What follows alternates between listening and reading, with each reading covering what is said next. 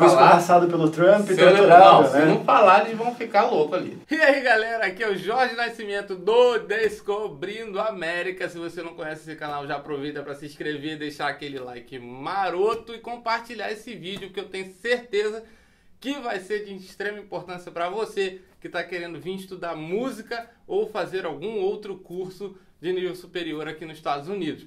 Mais uma vez, eu já estava sentindo saudade desse monte de entrevista que a gente fazia, e esse aqui é um brasileiro que eu vou deixar ele se apresentar, que está fazendo mestrado aqui numa área muito especial, que vocês já devem sacar por quê, né? Já devem ter visto algumas cenas aí.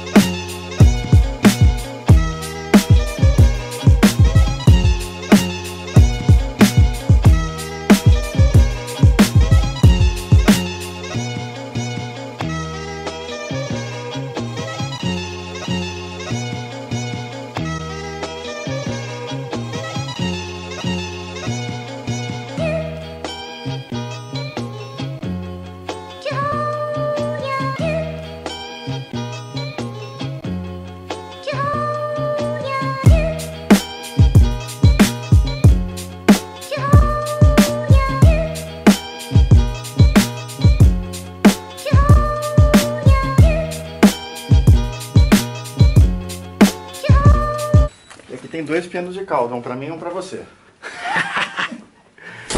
Que legal!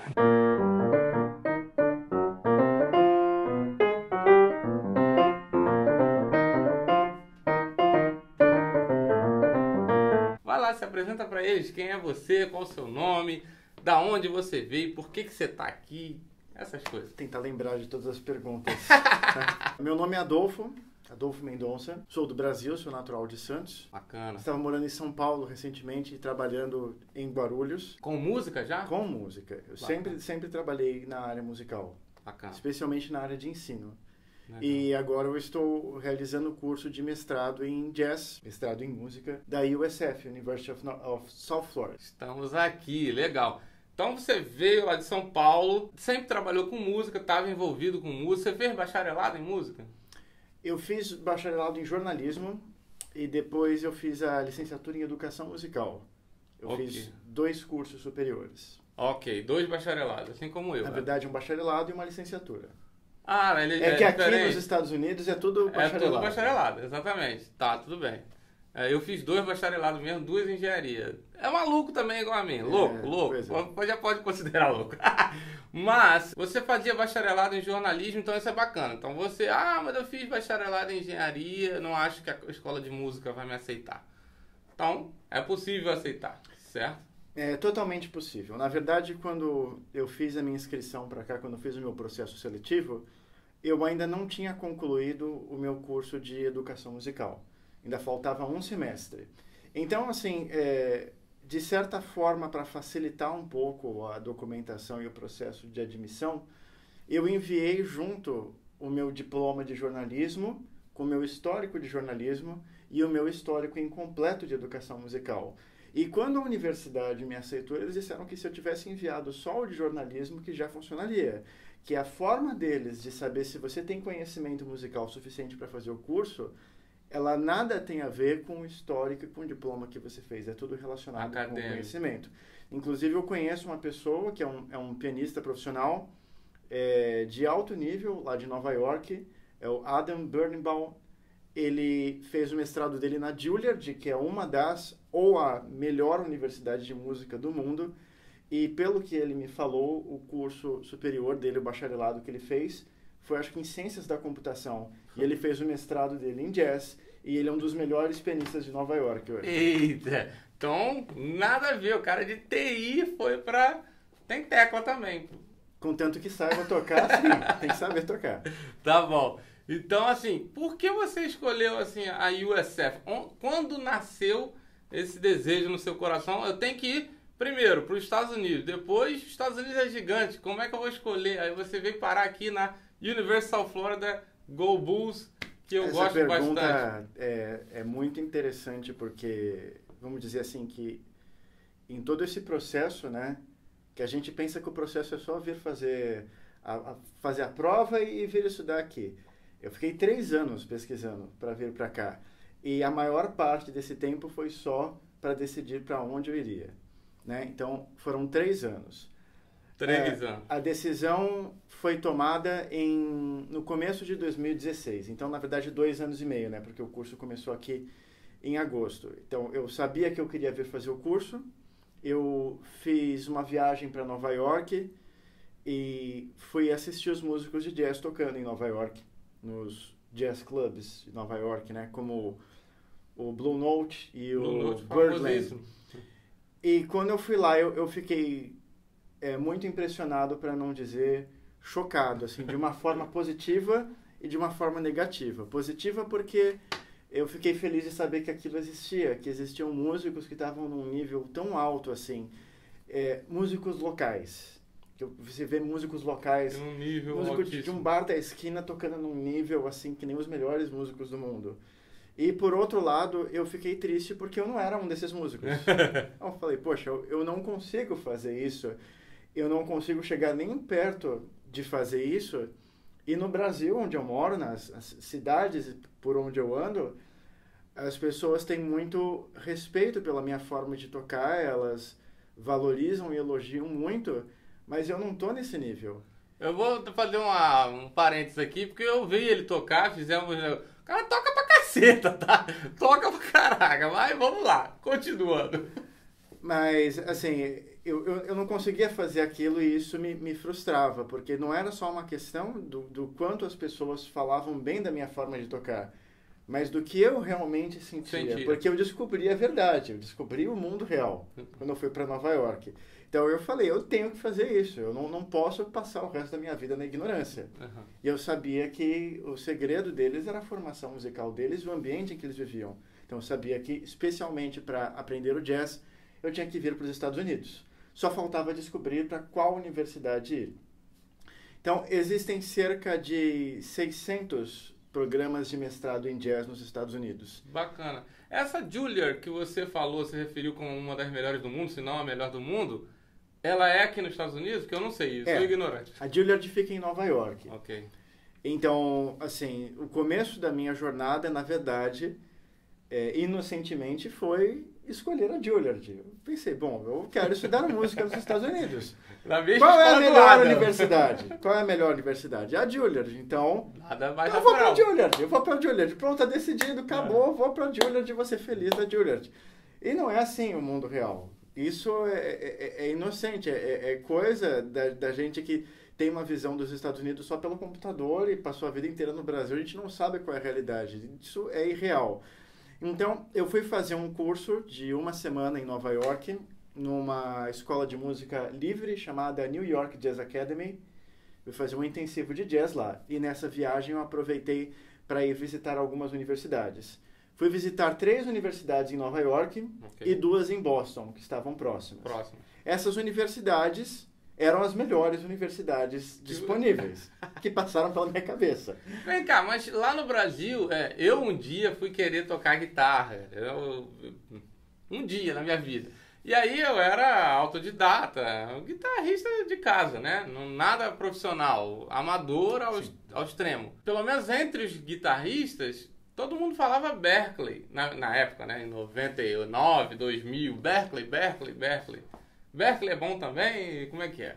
Você tá ligado no esquema, você sabe como é que funciona a parada, né? Vamos falar sobre a Berklee. Nessas 5 universidades que eu fui visitar foram a Juilliard, em Nova York. Top! Depois você põe as fotinhas, conforme eu vou falando, você põe as fotinhas. Beleza. A Manhattan School of Music, também em Nova York, que seria provavelmente a segunda melhor de Nova York. A New York University, que você já deve ter ouvido falar, é uma universidade muito famosa nos Estados Unidos. Sim, é no IU. E em Boston, eu fui visitar a Berklee e o New England Conservatory. O problema da Berklee é que a Berklee ela tem cerca de 5.000 alunos, todos de música. Mas o curso de mestrado da Berklee, ele é um curso novo, um curso de 1 ano, de graça, e que só aceita 20 alunos. Então, você sabe que nos Estados Unidos, de graça, não existe quase nada. Então, esse curso é extremamente concorrido e a taxa de aprovação dele é de 8%. Então, eu fiz o meu application, a minha inscrição para Berklee, para o mestrado, mas eu não passei. Se eu tivesse feito para o bacharelado, certamente eu teria passado. Mas eu não queria fazer o meu terceiro bacharelado.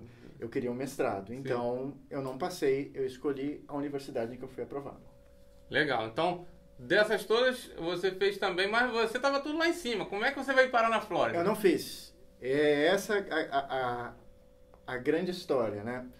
Qual que é o preço do mestrado da Juilliard por ano? Nem $44 mil.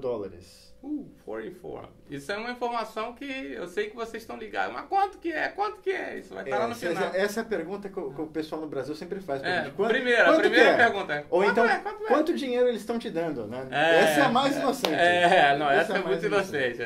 Mas então, o custo total do curso era $88 mil. 2 anos, 44 por ano. Só o curso, porque você tem que morar lá e você tem que comer. Você tem que ter um plano, né, de saúde. Então, para mim, fora de questão. Custo de vida alto, né? O New England Conservatory também, mesmo preço. A Manhattan School of Music, o mesmo preço. O New York University, um pouquinho mais barato, mas ainda caro. E a Berklee de graça. Então, lógico que eu ia me inscrever, mas muito difícil. 20 vagas somente e 8% de aprovação. Importante dizer que quando a gente fala de mestrado nos Estados Unidos, o nível que eles exigem musical para você seria um nível compatível ao nível de alguém que terminou o bacharelado naquela instituição. É assim que funciona. Então, por exemplo, você quer fazer um mestrado na Berklee, o nível que se espera de você é o nível de um aluno que passou 4 anos estudando na Berklee. E além de eu não ter estudado em uma universidade dos Estados Unidos, o meu curso superior, na verdade, ele não foi em jazz, ele foi em educação musical. Ele não tem nada a ver com performance. Então, para mim, é super difícil. Entendi. Então, como eu vim parar na Flórida? Foi essa a pergunta. Né? Eu descobri que existiam 2 estados americanos. Existe uma coisa que é chamada in-state tuition e out-of-state tuition. Sim. O in-state tuition é metade do preço. Isso. E existem 2 estados americanos que permitem que pessoas de fora do país, inclusive brasileiros, tenham uma chance de pagar metade do preço. Que é a Latin American Caribbean. Exato. Quem está no canal aí tá ligado. Se você não está ligado, procura Latin American Caribbean, como conseguir, como aplicar. Tá tudo aqui nesse canal, já tem vídeo explicando. Não me pergunta no comentário, não. É difícil pra caramba. Difícil pra caramba. Esses 2 estados, não só para a área musical, mas para qualquer área, eles são a Flórida e o Texas. O Texas também eles chamam de Latin American Caribbean, um programa? Não. O Texas tem um programa, o Texas que todo mundo, por sinal, pensa que tem aversão a estrangeiros, que são xenófobos, né? Enfim. Eles têm um programa em que se você ganha uma bolsa de $500 por mês numa universidade, você tem direito a pagar o in-state tuition. Ou seja, se eles te dão uma bolsa de $500 por mês, você passa a pagar metade do valor do curso. Selo de aprovação Descobrindo a América. Pá! Então, eu adaptei as minhas opções para Texas e Flórida. Okay. E Berklee, né? Naquela época eu ainda achava que tinha uma chance. Berklee porque era gratuito. Bacana. Então aí você fez Texas e Flórida e passou nas 2 e só veio para Flórida, ou passou nas 2, mas a Flórida te deu a bolsa e o Texas não? Como é que foi essa história? Na Flórida existem 6 universidades estaduais que oferecem, que podem oferecer, que eles podem não te dar também, a Latin American and Caribbean Scholarship. Então, eu já ia me inscrever para essas 6. E no Texas tinham 5 universidades. Então, iam ficar cerca de 11 universidades para eu me inscrever, mais a Berklee. E, assim, o processo de envio de correspondências e de inscrição, de pagamento de inscrição para essas universidades todas, ele ia ficar um pouco caro para mim. E eu não precisava de 12 universidades. Teve gente no Brasil que eu falei que ia me inscrever para mais de uma e já falaram que eu era louco. Imagina escrevendo para 12, né? Então, eu não sei se foi uma decisão inteligente ou não, mas eu abri mão do Texas e decidi me inscrever apenas para a Flórida. Então, eu me inscrevi para todas as 6 universidades do estado da Flórida e para Berkeley. Na época que eu vim também, eu me inscrevi para umas 5 ou 6. Tem um vídeo aí explicando passo a passo também. E uma era do Texas, era de Houston. Sim, e as pessoas falam que você é louco de se inscrever para um monte de universidade, que ninguém faz isso. É uma besteira sem tamanho. Você tem que se inscrever para o máximo de universidades. O próprio americano faz isso. O próprio americano vai... A gente vê isso nos filmes. O pessoal né? saindo da high school e querendo fazer os bacharelados e esperando as cartas de aprovação em casa, porque eles se inscreveram para um monte de lugar. A gente não entende isso. Mas existe um motivo para se inscrever para várias. Porque os preços são altos e as universidades podem te dar uma ajuda de custo maior ou menor. Então você tem que se inscrever para o máximo que puder. O máximo que puder para poder ter a chance de escolher a melhor oportunidade que você puder. Vamos dizer que você foi aprovado em 3. Pô, mas essa do meio aqui tem mais bolsa, tem mais condição, ou me dá um benefício que as outras não dão. Então eu vou para cá. Então, enfim, por isso, né? Aí você tá me perguntando aqui, mas Jorge, e o visto? Ele vai ganhar green card. Isso aí a gente vai falar... Quanto vão te pagar? Quanto que estão pagando para ele? Estão dando dinheiro para ele? Por que ele é rico? Por que estão dando muito dinheiro para ele? Isso aí a gente vai falar mais para frente, fica ligado aqui no vídeo. Agora a gente vai falar sobre os requerimentos dessa faculdade. Ele fez a inscrição para um monte de faculdade para poder escolher qual seria melhor para ele. Cada faculdade vai pedir uma coisa. Eu quero uma prova de TOEFL, eu quero uma prova de MET, no meu caso, né? GRE, né? No meu caso também, na engenharia. Para música, não sei como é que é.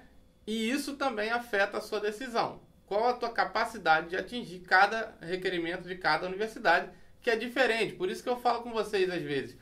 Jorge, eu queria saber tal coisa. Vai depender do teu curso, da tua universidade, porque essas coisas mudam. O que você acha disso aí? Dos requerimentos? O que aconteceu na tua história? No papel, na teoria, os requerimentos para os mestrados, eles são similares. Na prática, eles não são, e você não tem como descobrir isso se você não pesquisar. Talvez por 3 anos, como as universidades, elas pedem uma audição, que você pode fazer presencialmente ou você pode fazer online. Mas é mais interessante que você faça presencialmente se você puder fazer. Eu optei por não fazer presencialmente. Porque você estava no Brasil ainda. Porque eu estava no Brasil, mas é bom fazer presencialmente por conta do que eu falei, porque as universidades podem te dar ajudas de custo e se eles te conhecem pessoalmente, a chance de eles escolherem você para ganhar ajuda de custo é muito maior. A empatia é maior, aquela relação que você já cria com a pessoa. E ver você tocando na frente deles. E não tem só isso, né? E não tem só isso, você tá tocando na frente dele, mas você acabou de tocar, foi ali tomar uma água, conversar com ele, tomar um café. Com certeza. Até a própria pessoa vai fazer questão de te acolher, sabendo que você é de fora. Quer conhecer alguma coisa? Mas existe uma forma de compensar um pouco isso, que eu posso falar sobre isso também se você quiser. Bacana, vai lá, mete brasa que eu tenho certeza que ele quer. A respeito dos critérios para admissão, eles pedem um repertório específico para sua audição. Esse repertório, geralmente, ele consiste numa sequência de músicas do repertório de jazz de várias épocas. Às vezes pode ter algumas peças livres, ou seja, algumas músicas que você mesmo pode escolher.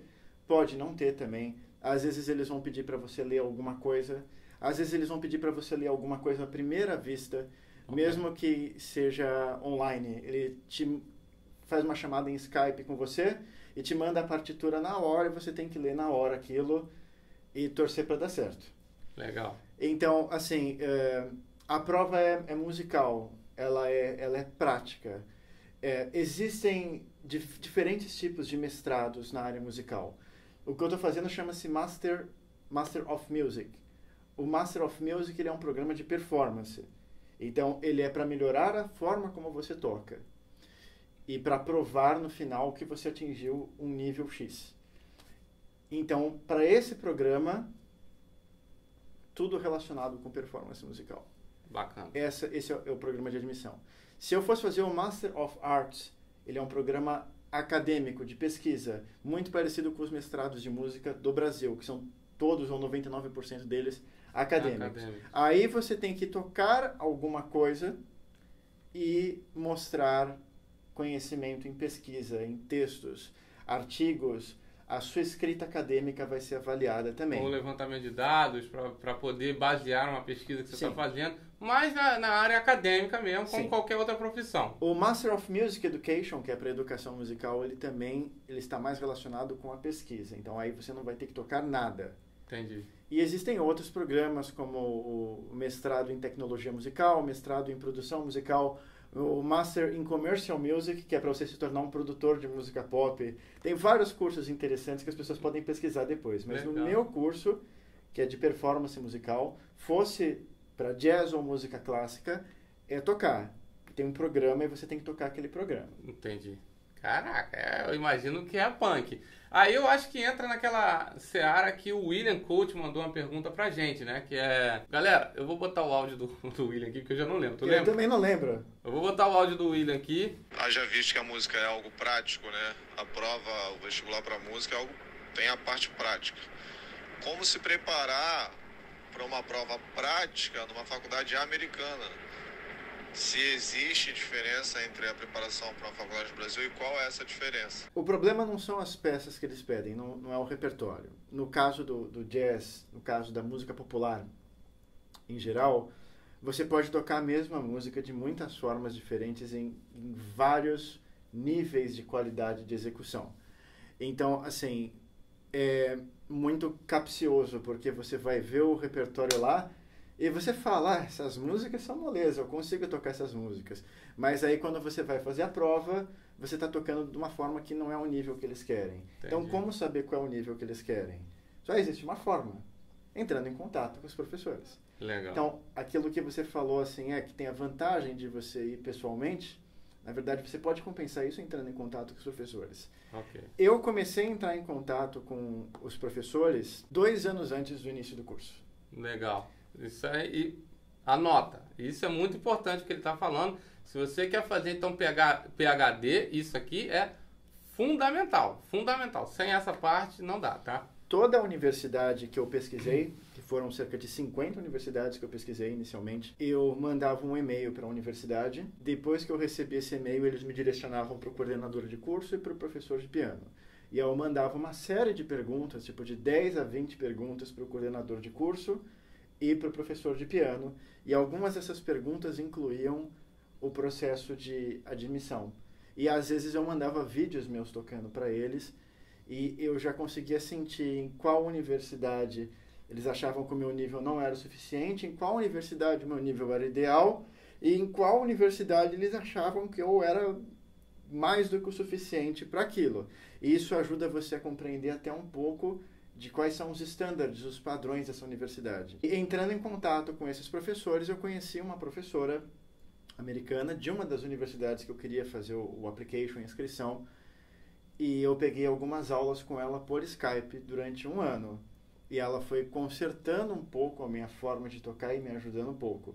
Porque nós estamos falando aqui do jazz, um estilo musical norte-americano que nós aprendemos no Brasil, mas nós não aprendemos da mesma forma que eles aprendem nos Estados Unidos. Então, o grande problema é, você vê a lista das músicas, você fala, eu sei tocar essas músicas, então como eu sei, eu vou passar. É muita inocência.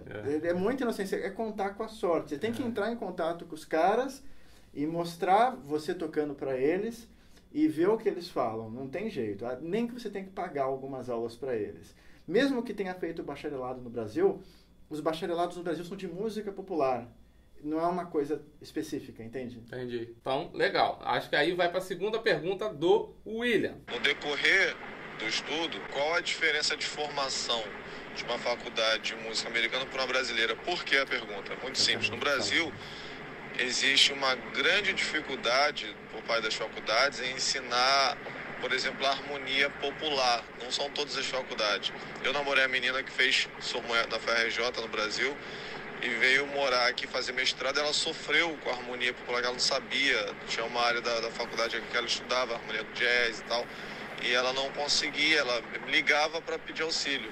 Então tem muito essa dificuldade do estudante no Brasil de entender o improviso, de entender a harmonia funcional, de entender esses caminhos, entende? Como é aqui o caso, né? Não só nas universidades, mas quando você vai fazer uma aula de piano, você vai na casa do professor, quando você vai fazer um curso livre que nem tem o o MT em São Paulo ou várias outras escolas, o nome desses cursos no Brasil é Música Popular. Eu fui para o Brasil, acho que você sabe disso, eu fui dar umas masterclasses no Brasil. Sim, sim. Agora em outubro eu fui em 4 lugares e nesses lugares eu fui falar justamente sobre isso. Existe uma diferença. Não significa que o curso de música popular, ele não ensina você a tocar bem. Não é isso. Você vai sair de lá um bom músico, mas você vai sair de lá um bom músico que toca música popular. E existe uma série de estilos. E os cursos daqui são de jazz. Eles são específicos para a linguagem do jazz. Então, o que acontece? Quando você vai aprender uma música de jazz no curso de música popular, por exemplo, no Brasil, não necessariamente você vai aprender a tocar aquilo com toda a linguagem do jazz da mesma forma que um americano vai tocar. Você vai saber tocar a música, você vai saber tocar os acordes, você vai saber improvisar alguma coisa, mas não da mesma forma que eles fazem aqui nos Estados Unidos, porque existem várias características estéticas da linguagem do jazz que são estudadas a fundo aqui. E no Brasil, no curso de música popular, essas características elas são estudadas também, mas não de uma forma tão minuciosa quanto estudadas aqui. Então, para o caso do músico do curso de música popular e do jazz especificamente, é isso. Para a pergunta que ele fez a respeito de harmonia, eu acho que, em primeiro lugar, tudo depende um pouco de qual é a faculdade, de qual é o professor que está naquela faculdade, qual é o nível do professor e qual é o nível de comprometimento dessa disciplina de harmonia com o resto do curso, assim, o quanto eles estão levando a sério isso. Então, por exemplo, eu sei que na Universidade Cantareira, em São Paulo, o professor de harmonia é o Júlio César Figueiredo, que foi meu professor na Universidade Livre de Música, quando ela existia ainda, e ele é fantástico. Ele é fantástico. Ele veio dar aulas aqui nos Estados Unidos em universidades da Flórida. Ele veio dar palestras e cursos intensivos aqui. Ele é fantástico. Então, se esse é o seu professor, você não precisa se preocupar com isso. Mas, às vezes, o seu professor é uma outra pessoa, sem querer desmerecer os meus colegas do Brasil, mas ele, às vezes, é uma outra pessoa que ele conhece bem sobre harmonia, ele é bem intencionado, mas ele não tem toda a bagagem da linguagem do jazz. Então, por exemplo, eu sei que temos algumas pessoas dando aula de harmonia no Brasil, que elas dão aula de harmonia tradicional, que é voltada para a música erudita, no curso de música popular. Então, quando você vai tocar jazz, você está completamente perdido com isso. Você tem que aprender tudo de novo.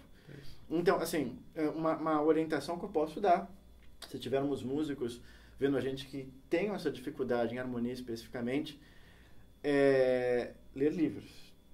Ler livros. É muita inocência, de certa forma, pensar que todo o conhecimento que você vai adquirir na sua vida, a universidade vai te dar.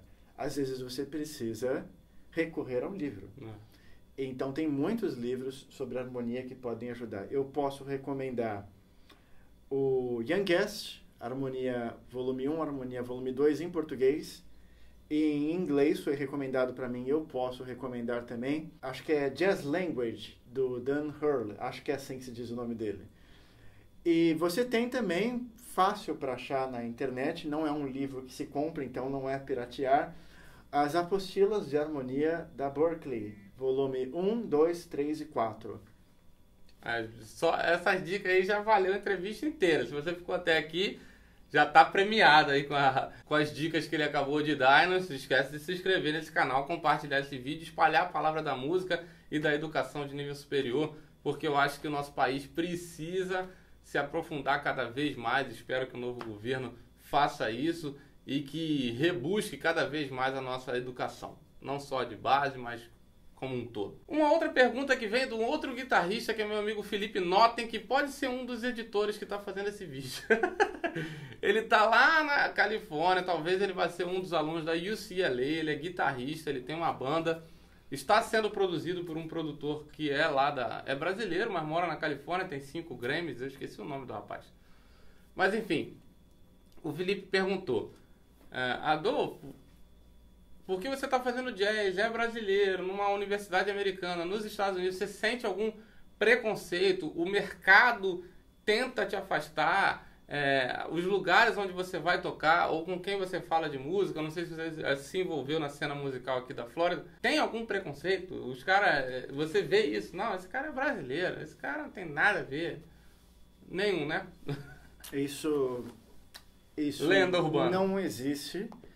E peço mil desculpas pela resposta que eu vou te dar agora, mas essa imagem que nós temos aqui dos Estados Unidos, mas talvez, pelo menos na Flórida, eu vejo isso, eu acho que isso faz parte de uma certa formação ideológica que nós temos no decorrer da vida, para que nós não gostemos dos Estados Unidos e dos americanos. Então, quando a gente pensa sobre os Estados Unidos, acho que a gente tem que separar as coisas, que nem no Brasil. Uma coisa é o que é o governo dos Estados Unidos, o presidente, os senadores, o governo agora é republicano, é democrata, isso é uma coisa. Outra coisa é quem é o americano. Quem é o americano. E outra coisa é qual estado, porque cada estado é uma coisa. Cada estado tem uma história diferente. Assim como no Brasil também, nós temos que pensar quem é o governo e quem é o brasileiro. A pessoa. Às vezes o cara fala, eu não gosto do Bolsonaro, por exemplo. Okay. Mas você é brasileiro. O americano não vai chegar aqui, por exemplo, o americano não gosta do Bolsonaro, você é brasileiro, fala, eu não gosto de você também.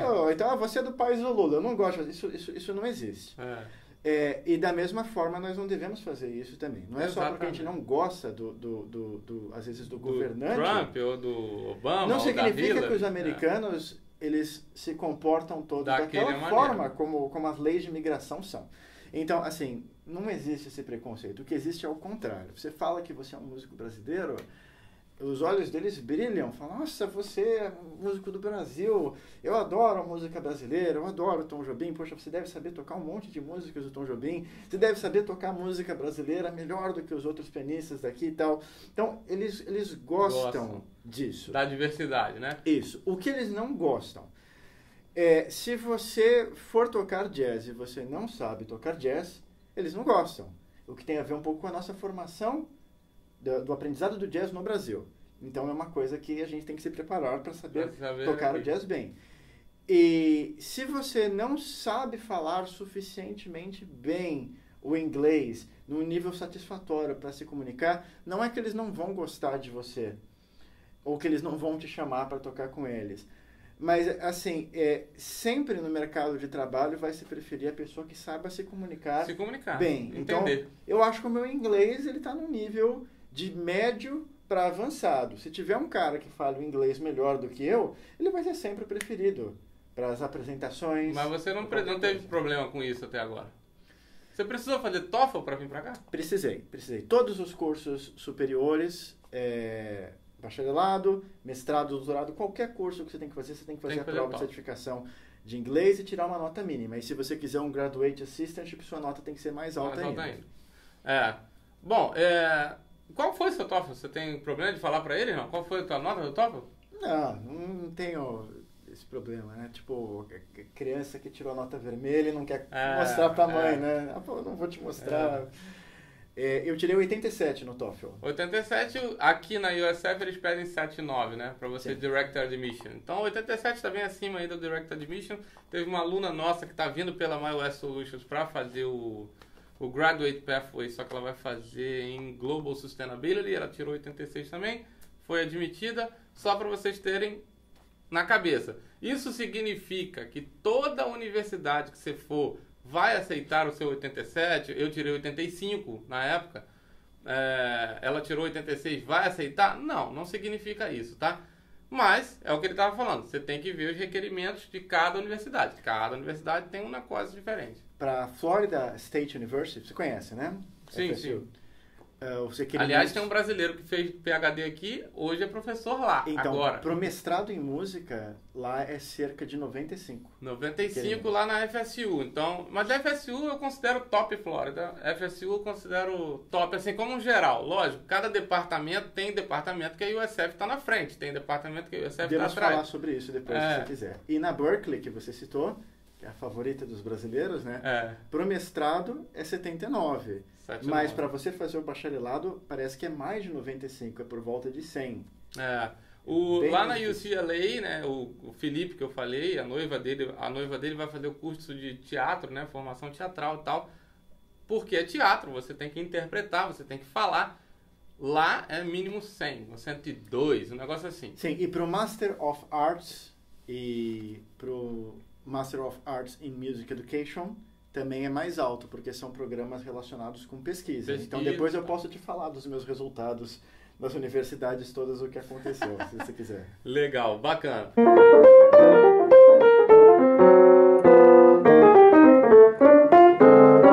Bom, galera e editora aí, desculpa a nossa falha aí, mas a bateria acabou lá, a gente tá conversando aqui de várias outras coisas e a gente vai se empolgando, sabe como é que é? Eu gosto de falar, ele também tá aqui passando o conhecimento dele pra mim, então a outra câmera acabou a bateria, mas a gente tem essa aqui, é uma imagem um pouco mais fechada, né? Não tem a sala inteira, não tem os dois pianos completos.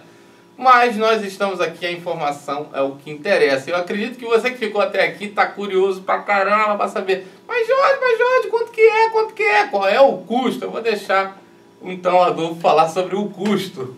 Algumas pessoas não gostam de falar sobre o custo, né? Você pergunta e tenta descobrir, algumas pessoas ficam constrangidas de falar sobre os custos que estão pagando. Em primeiro lugar, eu não sei, eu acho que a pessoa tem um pouco de medo quando está no Brasil de que vai falar de custo de dinheiro, isso vai gerar assaltos ou alguma coisa assim, né? E outra é que eu acho que nós temos uma coisa cultural no Brasil de que a pessoa não gosta muito de falar que ela está pagando por alguma coisa, assim. Quanto mais você puder falar que está saindo tudo de graça, que você não tem dinheiro e que estão pagando você, melhor. É melhor, tem essa coisa cultural realmente. Isso não existe aqui, não existe muita coisa de graça aqui e infelizmente para vir estudar aqui você tem que estar muito preparado financeiramente. Então a gente falou sobre a Latin American Caribbean Scholarship, que ela diminui o custo, mas você ainda tem que pagar o custo da universidade. E falamos sobre o Graduate Assistantship, que o curso fica de graça e eles te dão uma pequena ajuda de custo.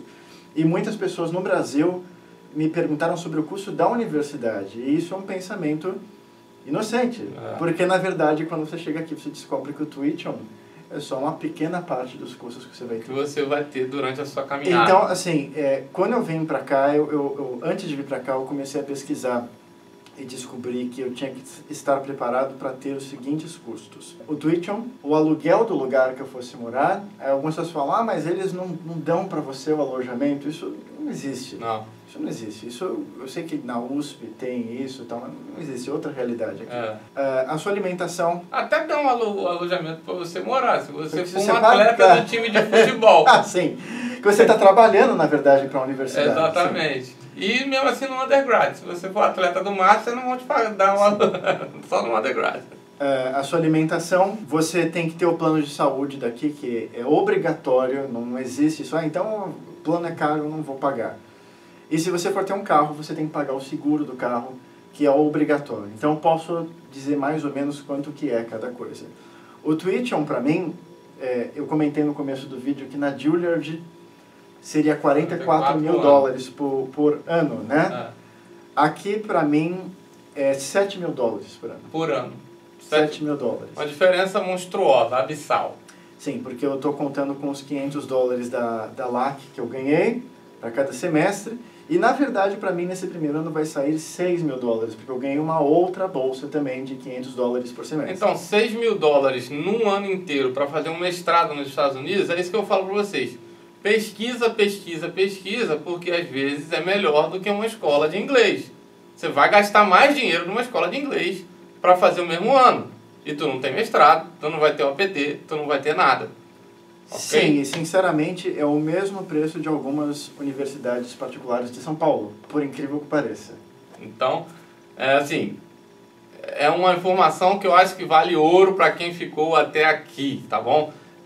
Mas aí, como é que você chegou nessa coisa toda de custo? Como é que você descobriu isso? Porque ele está perguntando lá, mas Jorge, como é que eu descubro? Jorge, como é que eu descubro? Ele já falou, mas como é que ele descobriu? Ele descobriu, com relação aos custos de moradia, por exemplo, eu entrei em contato com a universidade e descobri quanto que ficava para morar aqui. Aí mandaram uma tabela com os preços, por sinal o alojamento dessa universidade é meio caro. Se eu fosse fazer a UNF, a University of North Florida, o alojamento é mais barato.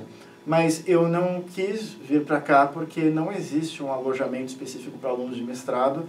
Eles misturam o undergraduate e o graduate aqui, e os banheiros são compartilhados em todos os tipos de alojamento, ou seja, você não tem privacidade nenhuma, você vai ser forçado a compartilhar. Nos novos, na nova área ali. Mas esses são muito caros, tipo os flats, né? É muito caro para mim. Então assim, a gente já falou sobre isso em outros vídeos, mas se você está por aqui, você vai ver que assim, o undergrad, no primeiro semestre, ele é obrigado a morar dentro do campus, tá? No grad level, no graduate level, no master, no PhD, você não é obrigado a morar dentro do campus. E aí você pesa na balança o que sai mais caro e mais barato. Eu moro muito perto do campus, num apartamento que vocês já conhecem, tem lá, velha casa nova, é só entrar aí. E ele também mora perto do campus porque às vezes é mais barato você ter o seu próprio apartamento fora do campus.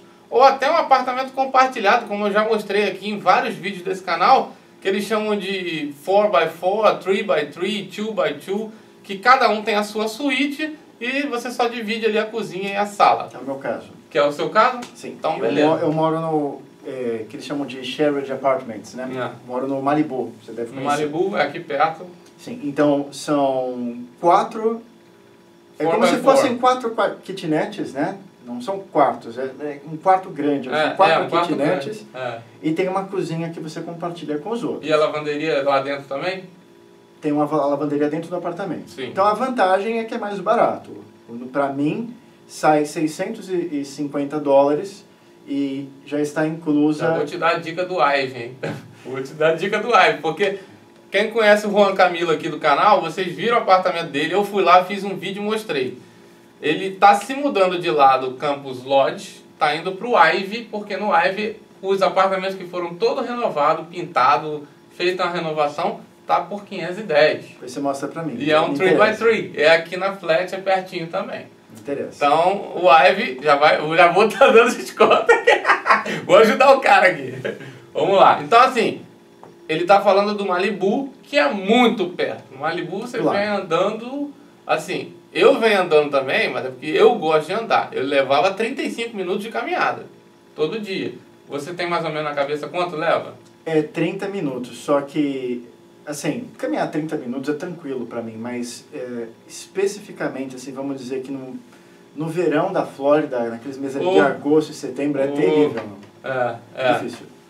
Mas assim, para você também é 30 minutos que você está na escola de música, né? Sim, porque ela está do outro lado. Ele tem que cruzar.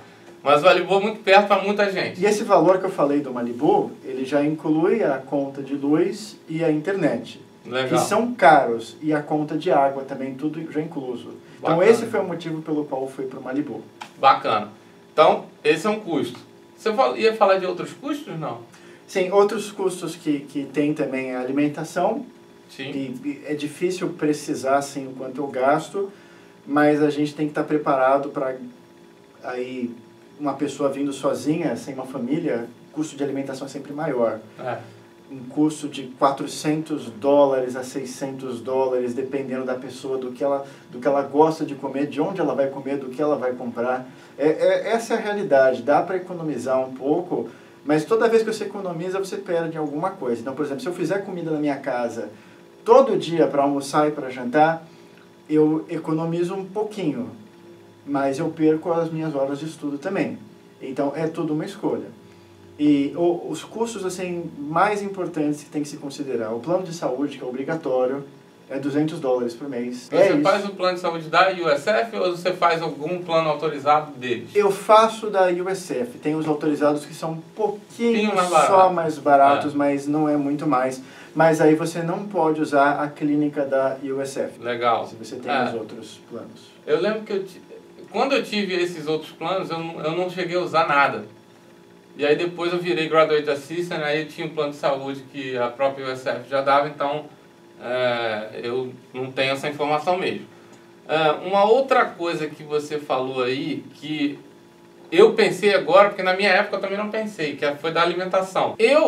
Como eu tenho minha esposa lá, a gente comia fora. Eu nunca pensei, mas um Graduate Student, ele pode usar o plano de alimentação da universidade? Pode. Você chegou a ver isso? Sim, ele pode usar. Eu nem cheguei a ver. A vantagem do plano de alimentação da universidade é uma vantagem muito pequena. A vantagem é que, dependendo do quanto você enche o seu cartão para você comprar alimentação da universidade, você recebe alguns bônus. Então, tipo, 10% de bônus. A desvantagem é que o cartão ele só vale para alguns restaurantes específicos da USF. Você aparentemente não pode usar só quem aceita Bull Bucks, aquilo que você pagou, você não pode usar em todos os lugares. Então, não é vantajoso para dependendo de onde você vai comer. Então, e do que você quer comer. E do que você quer comer. Em compensação, quando você entra num restaurante desse, você só sai de lá a hora que você quiser. Come até morrer, de inanição. Então, pra mim, a princípio, assim, eu fiquei meio na dúvida e achei melhor não contratar. Até porque eu só faço 4 refeições por semana na USF. Eu almoço 4 dias aqui. E o resto do tempo eu estou comendo na minha casa. Que você também está estudando lá.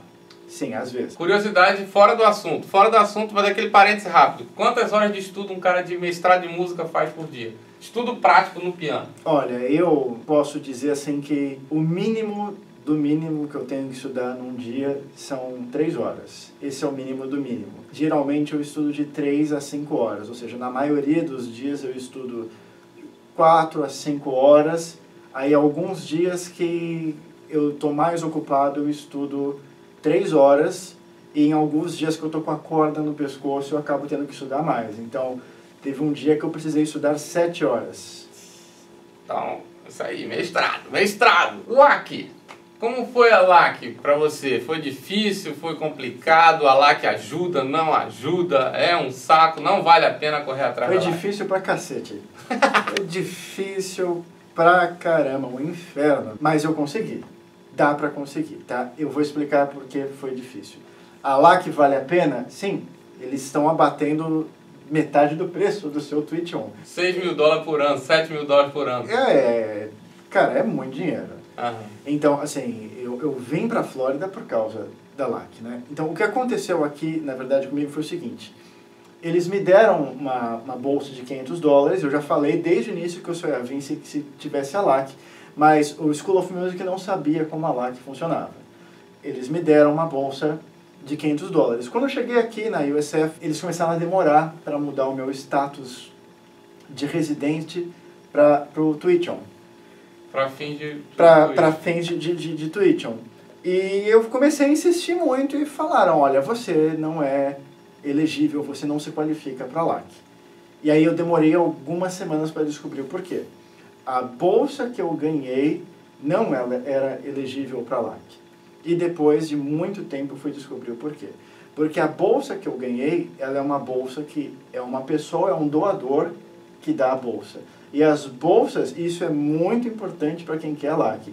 A bolsa, ela tem que vir de algum organismo federal ou estadual, o que inclui a universidade. Ou seja, a universidade tem que te dar o dinheiro, não pode partir de um doador. Isso. Então, ou o departamento, pode ser o departamento.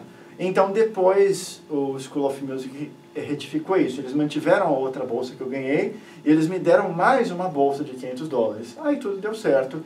E isso é muito importante também. No meio desse processo, eu já estava aqui. Então, a gente fica pensando, nossa, mas eu tenho que pagar o Twitch, porque tem um prazo. E agora, se eu não pagar, eles vão começar a me cobrar multas. E vão me mandar de volta para o Brasil. Eu fui no escritório do Financial Aid e eles entenderam que o meu caso estava relacionado com um erro da USF. Eles estenderam o meu prazo para pagar e aí deu tudo certo. Ou seja, a universidade está sempre pró-aluno tentando te ajudar. Ela não está ali para te atrapalhar. Por mais que ela atrapalhe no decorrer, não é uma coisa proposital. Eu vou lá atrapalhar o aluno. Meu coordenador de curso, ele me ajudou muito, ele ficou em cima, respondeu meus e-mails. A Amy Fletcher, que trabalha aqui no staff da School of Music também, me ajudou muito. Eles ajudaram.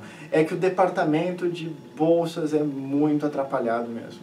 Então, assim, a minha própria experiência também transparece isso, né? Me ajudaram muito no processo do Green Card, me ajudaram muito no processo das minhas bolsas, né? O staff do departamento ajudou bastante. Então, assim, é absurdo como os caras estão tentando te ajudar. Sim. Isso é bacana. Aí a gente falou de desconto, falou de lá, que você tinha falado que foi para outras universidades e tudo mais. E tem algum outro desconto, alguma outra coisa que você viu na sua caminhada de pesquisa em outras universidades? Como é que era isso? Valia a pena, não valia? Tem. O mais importante que eu encontrei é o do Texas. Em primeiro lugar, porque tem universidades excelentes no Texas. O Texas é um estado com um custo de vida baixo, assim, em comparação a Nova York, Califórnia, por exemplo. Assim, basicamente, se você ganha uma bolsa de $500, você fica elegível para o In-State Tuition. Mas aqui na Flórida, eu descobri que existe uma bolsa chamada ESA. Essa bolsa, ela é para estudantes internacionais e também torna o estudante elegível em State Tuition. E essa bolsa não existe apenas no estado da Flórida. Ela existe em algumas universidades, em alguns estados.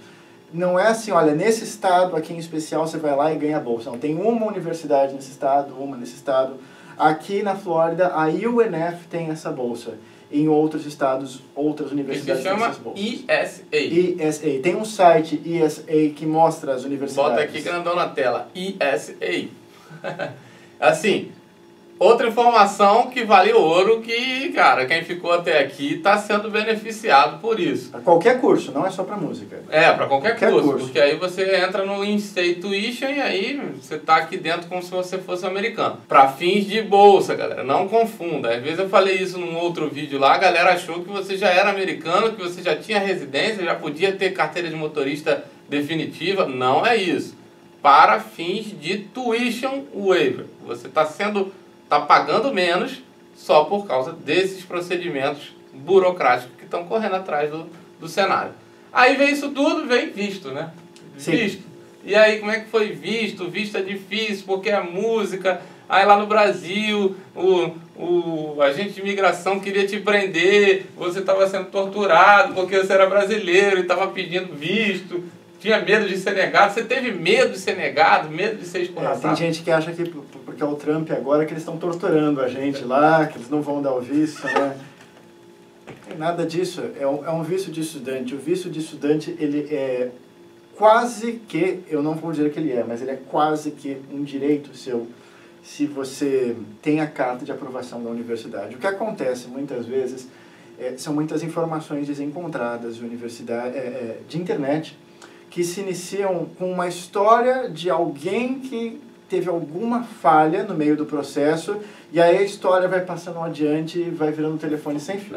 Então, por exemplo, para você conseguir o visto F1, você tem que ter a carta de aprovação da universidade, aprovação irrestrita da universidade, sem pendências. Por exemplo, mas você vai ter que refazer o TOEFL, então você não está aprovado. Não está aprovado. Você vai ter uma offer letter da universidade te oferecendo uma posição lá. E você tem que ter o documento chamado Proof of Funds, que é diferente de um extrato bancário. É um documento muito específico. E você tem que levar ele consigo e fazer a entrevista. Com o I-20 na mão. Com o I-20 na mão, exatamente. E original. A taxa SEVIS. E a taxa SEVIS, que aí é para qualquer tipo de estudo nos Estados Unidos. Vai estudar inglês, tem SEVIS. Vai estudar... Você vai precisar do I-20? Vai precisar de pagar o SEVIS. Precisou do I-20? Precisou do SEVIS. Seja F1, M1 ou J1. Tá bom? O visto sai em alguns dias, não tem segredo. É bem tranquilo. Você nunca nem passou pela sua cabeça de ser negado. Não, o que passou pela minha cabeça, na verdade, o que me preocupou foi o Proof of Funds, porque eu sabia que eu ia precisar desse documento, o Proof of Funds, que a universidade já estava me cobrando, a University of South Florida, ela tem um sistema iStart agora, que eles fazem uma triagem dos tipos de documentos que você vai precisar em cada parte do processo. Sim. E eu mandei o meu extrato bancário e eles não aceitaram. Aí eu mandei meu extrato bancário traduzido e eles não aceitaram. Eles falaram, não, precisamos do Proof of Funds, peça para o seu banco o Proof of Funds. E o meu banco, o Banco do Brasil, ele não sabia o que era o Proof of Funds. Eles falavam, não, mas eles têm que aceitar o seu extrato. Então eu tive que transferir todo o dinheiro do Banco do Brasil para um outro banco que tinha o Proof of Funds para poder emitir o Proof of Funds. Legal. O meu também foi Banco do Brasil, eu não tive muito esse problema. No meu caso, na época lá, eu cheguei para o meu gerente de conta, na época, que hoje em dia você nem tem mais acesso a ele, né? Cheguei para o meu gerente de conta, falei, estou indo estudar, preciso provar que eu tenho fundos na minha conta para pagar esse primeiro período aqui que eles estão pedindo. Aí eles pediram um valor lá X, 15 mil, 20 mil, nem lembro mais. Eu pedi pra ele fazer uma carta, digitar a carta. Ele falou, mas eu não falo inglês. Eu falei, eu faço a carta aqui junto contigo, você digita, imprime num papel timbrado do Banco do Brasil, você carimba como gerente e assina. E aí eles aceitaram sem problema nenhum. Foi o Banco do Brasil não quis fazer isso pra mim. Ninguém quis assinar a carta. Exatamente. Foi uma... Porque hoje é mais difícil, né? Foi uma cartinha de, sei lá, 3 linhas. Bom, aí falamos de visto, falou de 20, falou de prova de fundos monetários. E aí você pegou o avião e veio pra cá. Aí chegou aqui, o agente de imigração lá no aeroporto te mandou pra salinha, te fez um monte de pergunta, perguntou se você ia trabalhar aqui. Como é que foi? A minha viagem foi extremamente tranquila, nenhuma intercorrência, só que você tem que mostrar o seu I-20 no aeroporto. E a única surpresa que eu tive foi que quando eu cheguei aqui e eu falei que era um estudante, o agente de imigração, além de me solicitar o I-20, ele me pediu o Proof of Funds. Então, eu recomendo que qualquer pessoa que venha para cá como estudante, que não jogue fora o seu Proof of Funds, faça uma pasta e todos os documentos que tem a carta de aprovação, coloque na pastinha para não ter surpresas. Bacana, isso é uma informação bacana, eu não tive esse problema, eu só mostrei o I-20 e passei direto. Bacana, então, outra informação que vale ouro para vocês aí. Aí você tinha falado das outras universidades que você tinha sido aprovado e tudo mais, que você estava fazendo esse estudo de custo, de bolsa, que você aplicou para mais gente na Flórida. Como é que foi isso? Inicialmente iam ser 11 ou 12 universidades, né? Eu acabei abrindo mão das inscrições do Texas, eu acabei não fazendo. Era $90 a inscrição para cada universidade. Eu já tinha um monte de universidades na mão, acabei desistindo. Mas eu sei que no Texas eu teria sido aprovado em 2, uma eu teria sido recusado e a outra só Deus sabe. Na Flórida, o meu desempenho foi assim. Na Florida International University em Miami, fui aprovado. Na University of South Florida, aqui, fui aprovado e escolhi essa. Florida State University, fui aprovado, mas eles queriam que eu refizesse o meu TOEFL, porque a nota de corte era um pouco mais alta. Eu até podia ter passado umas semanas estudando inglês e tal, mas depois eu fui conversar com algumas pessoas, com alguns músicos americanos e falei, olha, eu posso ir para a USF ou para a FSU, para qual você acha que eu devo ir? E todo mundo falava para eu vir para a USF. Um amigo meu de Nova York, um músico conceituado lá de Nova York, eu entrei em contato com ele e ele me surpreendeu, ele falou, vá para a USF, porque o programa de música da USF é mais conceituado em nível nacional do que o da Florida State University. Na Flórida, de certa forma, é o contrário. A Florida State University tem algum renome a mais, mas a nível nacional, a University of South Florida é uma universidade mais conhecida e nós temos um professor aqui do departamento de Jazz Composition, que é o Chuck Owen, que ele tem 4 indicações ao Grammy. Então, ele é um cara extremamente conceituado. Então, assim, quando eu falei o nome dessa universidade, ele falou, é o programa do Owen, né? Você tem que ir para lá. Você tem que ir para lá. Outra universidade eu nem sei qual é. Você tem que ir para Tampa, com certeza. Eu acabei escolhendo aqui. E o Chuck Owen, no próximo semestre, ele vai tirar uma licença de um mês. De um semestre. E o professor substituto dele vai ser um cara chamado Mark Taylor, que é um dos melhores arranjadores e mais conhecidos dos Estados Unidos. Então ele vai ser meu professor. Mark Taylor. No próximo semestre. Chato, hein? Chato isso aí. Bem chato. Sim. Aí teve as universidades que não deram certo, lógico, né? Na UCF, University of Central Florida, eu fui aceito pelo departamento de música, mas eu não fui aceito pela Graduate School. Então existem sempre, quando a gente fala do processo seletivo de música, 2 processos seletivos. Sim. Você faz a sua inscrição para a escola de música e você faz a sua inscrição para a universidade. School, yeah. Exatamente. Então, a escola de música me aceitou. Ele adorou os meus vídeos, me aceitou, mas o Graduate School não me aceitou porque é um Master of Arts. E aí eles avaliam também o seu texto acadêmico em inglês, com as normas acadêmicas dos Estados Unidos e não a ABNT. Não, então, tem que ser o texto... Malé ou Chicago. Meu texto não foi aceito. Meu texto não foi aceito. Também fiz o application para University of Florida. UF Gators? Não foi aceito por um motivo muito particular, assim. Eles têm 2 big bands lá, 2 jazz ensembles. E faz parte dos requerimentos do Master of Music fazer parte da Jazz Ensembles. E eles disseram que eles tinham 2 estudantes de bacharelado que eles já estavam num nível superior ao meu nível atual.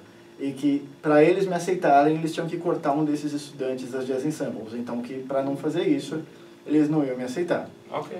E na UNF, eu não fui aceito também, porque o nível, os estándares deles são muito altos. É a universidade mais exigente. Legal. E é menos conhecida que a USF? Eu acho que está a nível nacional, o mesmo nível, porque o programa de música especificamente. Mas o nível da universidade em si, tanto a nível de Estados Unidos quanto a nível de Flórida, sim, a UNF é considerada uma universidade, entre aspas, menos nobre do que a USF. Você já deve ter tido contato com isso. Sim, com certeza. Tanto que na UNF os estándares deles pro TOEFL são mais baixos. Eu entrevistei aqui no canal um ator que é o Danny, ele é americano-brasileiro, ele nasceu aqui, mas ele é filho de brasileiros, morou no Brasil a vida toda, depois voltou para cá para fazer teatro lá, e ele faz stand-up em Nova York hoje, ele mora em Nova York. Eu entrevistei ele aqui, ele é o cara que fez aquele vídeo que viralizou na internet, sinais de que você é brasileiro. Sim, eu já vi. Ele é aquele ator. Fotografar esquilos. Ele é fantástico. E assim, como deixar um brasileiro piece off, né? O inglês dele é perfeito, porque ele morou aqui também muitos anos, novo, né? Desde novo. Enfim, tá aí no canal se você quiser ver. UNF é em Jacksonville. Pra quem não sabe, Jacksonville é uma cidade que grava muitos dos seriados americanos que você vê aí, pensa que é Nova York, mas é Jacksonville. Então, o que acontece com a UNF é que, assim, ela é uma universidade mais simples que a USF, mas de todos os cursos da UNF, o curso de música, ele é o programa, é o carro-chefe deles. É o top, Sim, a Big Band da UNF já foi eleita 2 vezes a melhor dos Estados Unidos, superando as de Nova York. Isso é então importante. É uma universidade muito forte. Agora que a gente falou disso tudo, tem aquela parte, você chegou aqui, né? Sim. Agora você já chegou aqui, tá aqui, e chegando aqui, a pessoa encara e enfrenta outros problemas, que aí que ela vai começar a ver. E eu acho que vocês se podem aprender com os nossos erros, por que não? Ou com os nossos acertos, por que não?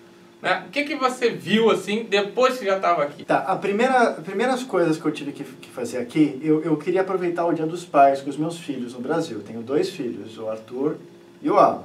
Arthur e Alan, um abraço para vocês. Um abraço pro Arthur e pro Alan. Eu queria aproveitar o Dia dos Pais com eles, então eu só cheguei aqui dia 13 de agosto. O primeiro dia de aulas é dia 20. Isso é suicídio. É uma loucura fazer isso. É coisa estúpida, mas valeu a pena. Eu queria ficar com eles. Dia dos Pais com os meninos. Por que é uma loucura? Porque antes da primeira aula, você tem um monte de coisas que você é obrigado a fazer. Você tem sessões que você tem que atender com International Services. Orientation Week, exatamente. Então tem pelo menos uns 3 ou 4 eventos que você tem que fazer. E você não sabe como chegar nos lugares. Sua casa não tem nada. Isso é uma droga, é um lixo. É um lixo. A primeira semana é uma droga. E assim, o ideal é, assim, quando eles te dão um visto, você pode chegar até um mês antes. O ideal é chegar um mês antes. Mas eu fiz essa loucura aí, no final deu certo. E aqui com o School of Music nós temos uma orientação também. Nós temos que nos registrar para classes, que é completamente diferente no Brasil. No Brasil tem uma grade fixa. Aqui temos que escolher as disciplinas que a gente vai fazer. As obrigatórias, as que você escolhe. Então você vai no seu advisor e você diz, olha, eu vou fazer essas disciplinas aqui. Mesmo as obrigatórias você tem que dizer para ele. Sim. Eu tive que fazer algo muito particular da escola de música, eu tive que fazer a audição para os ensembles. Ou seja, você, mesmo depois de você ter feito a audição para entrar na universidade, você faz uma nova audição aqui para dizerem com qual vai ser a prática de conjunto que você vai fazer, para qual Big Band você vai. Então, aqui, para esse meu primeiro ano, eu estou fazendo a Big Band USF Jazz Ensemble 2, porque nós temos um outro estudante de mestrado de piano, o Pablo Arencibia, que está com o nome ali. Está com o nome ali na caixinha, tem uma caixinha do Pablo ali. E o Pablo Arencibia, como ele está no 2º ano, ele faz a USF Jazz Ensemble 1.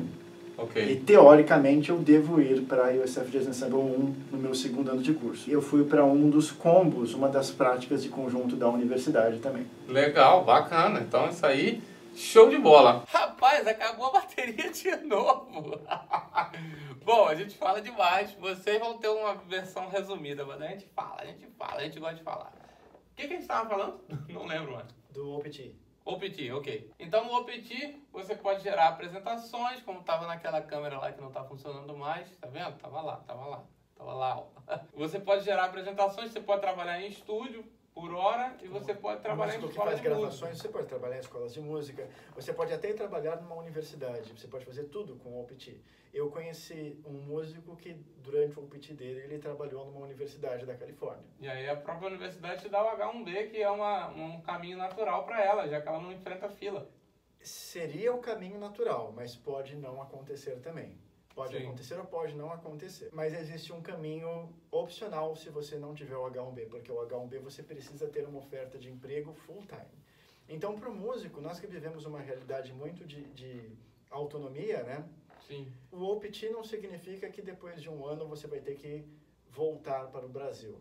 Você pode, durante o seu processo de OPT, no meio desse tempo que você tem as conexões, e está fazendo trabalho, você pode se inscrever para o O1. Que é o visto de habilidades extraordinárias. É um visto de habilidades extraordinárias que, especificamente, os artistas são muito bem-vindos. Sim. Mas não qualquer artista. Você tem que comprovar que você tem algum tipo de relevância nos Estados Unidos e no seu país, ou ao menos no seu país de origem, e que você tem ofertas de trabalho. Legal. Então, um candidato ideal para o O1 seria uma pessoa que tem uma formação acadêmica forte, como o Master of Music, mestrado, por exemplo. Que é acima da média. Exatamente. Que tem muitas experiências profissionais extremamente relevantes no seu país de origem, que tem algumas experiências profissionais nos Estados Unidos, ou que pelo menos tem algumas pessoas querendo contratá-la nos Estados Unidos. Bacana.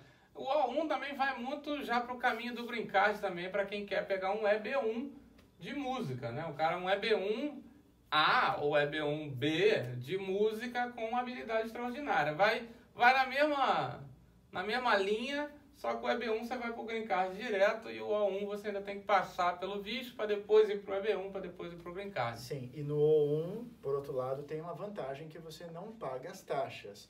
Às vezes a pessoa até quer fazer a inscrição para o green card, mas ela não tem o dinheiro para fazer o processo do green card. O processo do O1 é mais barato. Sim, também tem isso. Fique ligado aí. Então é isso. Eu acho que falamos de custo, falamos de moradia, falamos de experiência no aeroporto, falamos de experiência musical, tocamos um pouquinho. Eu queria pegar com aquela câmera ali um take daqui, mas não vou conseguir pegar. Tem imagens lá fora, tem de tudo um pouco nesse vídeo. Eu vou pedir autorização do Adolfo aqui para, se vocês tiverem dúvida, tiverem curiosidade, quiserem entrar em contato com ele, quiserem uma outra entrevista para ele responder outras coisas, se ele autoriza, a gente bater outro papo. Certamente. Então tá aí, tá autorizado aqui ao vivo e a cores para vocês.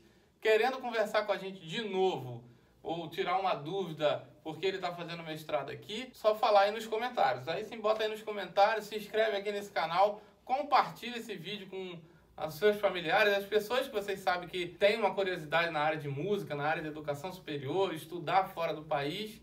E é isso aí, tá bom? Vejo vocês no próximo vídeo. Um abração.